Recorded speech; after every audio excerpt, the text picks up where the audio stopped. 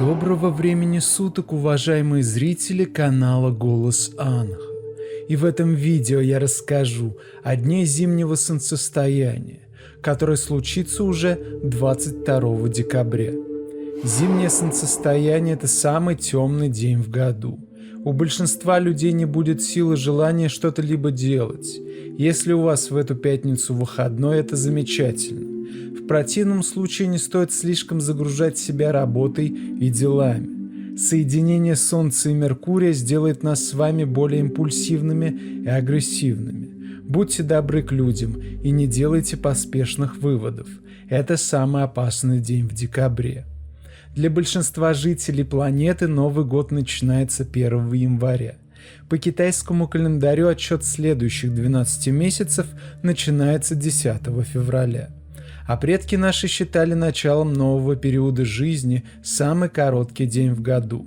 Это день зимнего солнцестояния.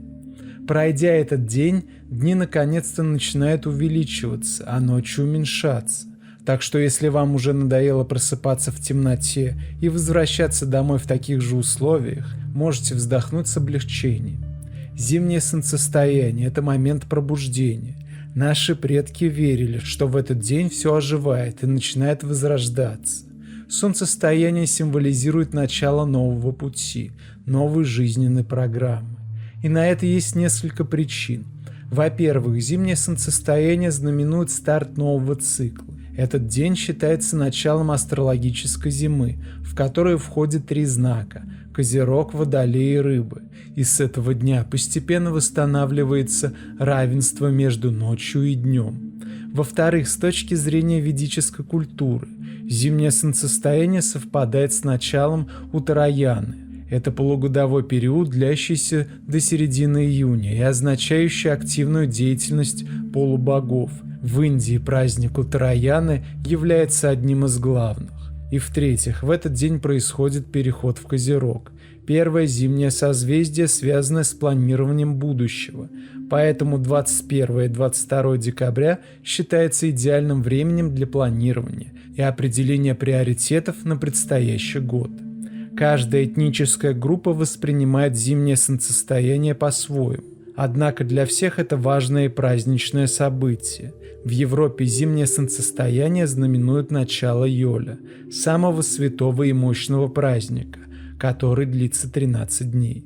В католическом христианстве Рождество изначально было связано с Днем Солнца, который наступает сразу после зимнего солнцестояния. Славяне также отмечали в день зимнего солнцестояния праздник Карачуна, главного зимнего бога. В декабре нужно готовиться не только к новогоднему празднику, но и к наступающему солнцестоянию. Этот день энергетически гораздо сильнее Нового года.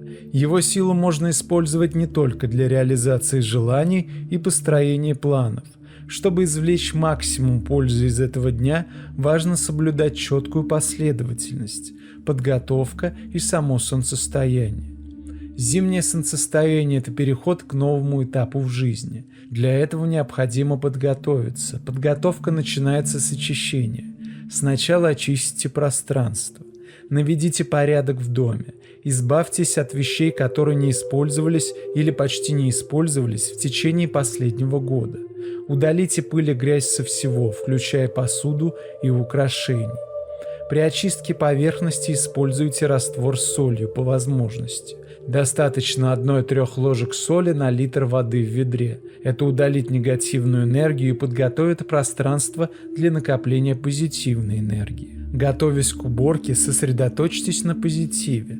Представьте, как вымываете из дома весь негатив вместе с пылью. Помните о четком намерении получить добро в этот новый период жизни. Если вы чувствуете, что одной соли недостаточно для устранения негатива, накопившегося в вашем доме, обратитесь за помощью к огню. Зажгите свечу и пройдитесь со свечой по углам каждой комнаты. Огонь удаляет негатив и подготавливает место для позитивной энергии. Главное использовать натуральные восковые свечи.